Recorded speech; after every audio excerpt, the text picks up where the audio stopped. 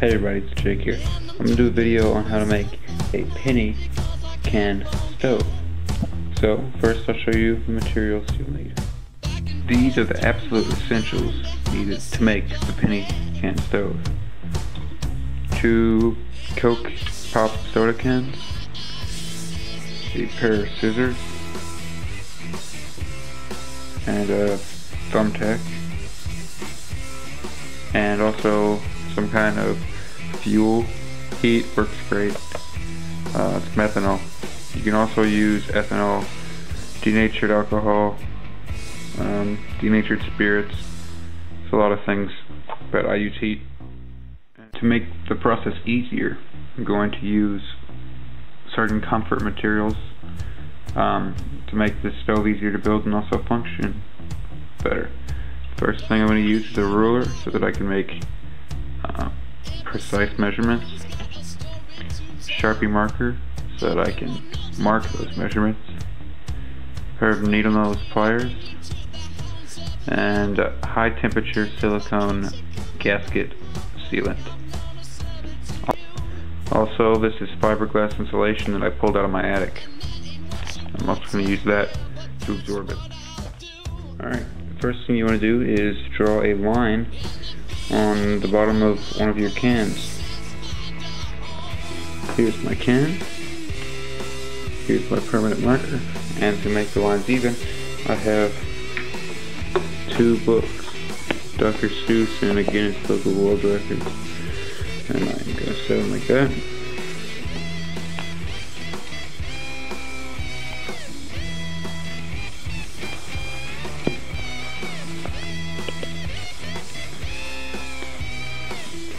Just go around the can. Like so.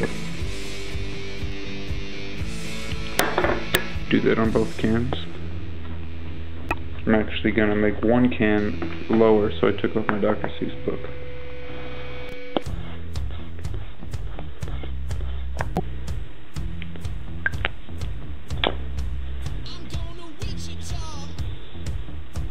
Alright.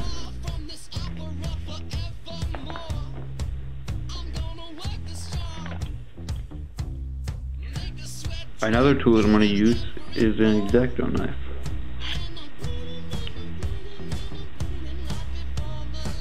Now that I've drawn this line, I'm going to cut it out with an X-Acto knife.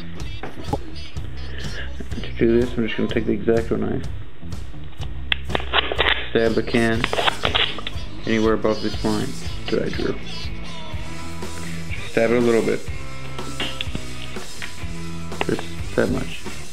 Alright, I have stabbed the can with the X-Acto knife. And I'm going to take my scissors, insert them into the hole I stabbed, and slowly work my way around the can, spiral downward till I reach the line.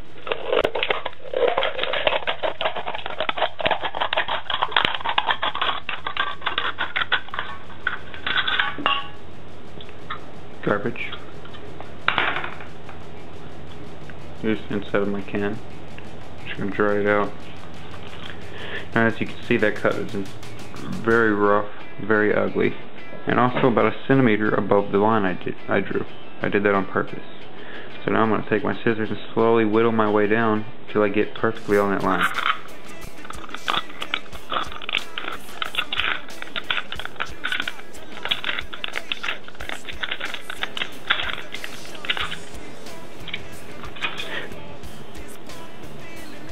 Much better, much smoother. Do the exact same thing with the other can.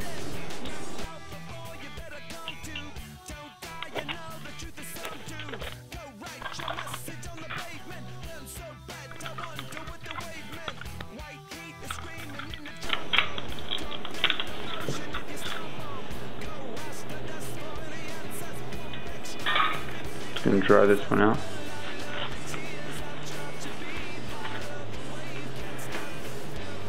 So now I have 2 pretty well cut cans. One is slightly taller than the other one. And eventually they're going to go like that on top of each other. Now I'm going to make the valve holes. And to do this, I'm going to take this shorter side. Set this one aside for a minute. I'm going to take the shorter side, flip it over, take my take my Sharpie marker, and I'm going to make the vents right here on this particular model.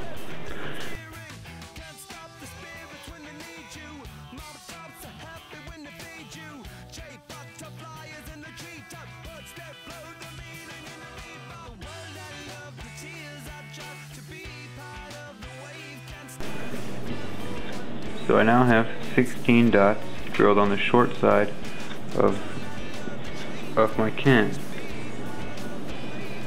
And those 16 dots are evenly spaced apart, and they don't have to be perfect. You want them to be close, but if one's a little bit farther away from the other, a little bit higher or lower, it's gonna be okay. So now we have to poke these holes. This is where I pull out a thumbtack. Now I'm going to poke the holes in the short side with the 16 dots. I'm just going to take a thumbtack and I'm just going to poke the dots.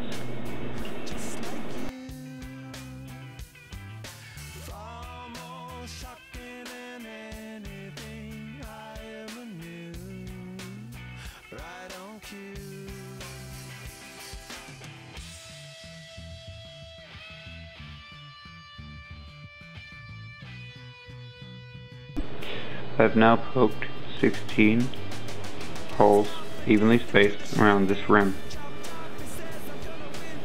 16 of them. So this is obviously going to be the top, and once it's all put together, now I'll be able to take it apart again easily. So you're going to have to be able to fill it, and to fill it you need a fill hole. So what I'm going to do, I'm going to take my marker once again and mark approximately where this exact center of this is.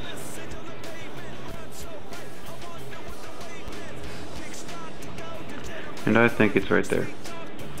It's not perfect, but it's close enough. Now what I'm going to do, take a thumbtack again, grip it in some pliers, set it down right in the center, and just hammer it in.